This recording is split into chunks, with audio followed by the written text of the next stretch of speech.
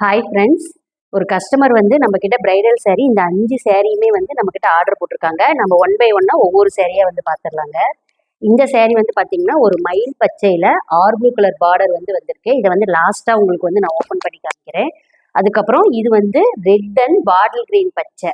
இதுக்குமே blouse and பல்லு வந்து நமக்கு வந்து இந்த பார்டர் சேம் கலரில் அப்படியே வந்துருங்க. அதனால சூப்பரான ஒரு கலர் காம்பினேஷனில் வரும்.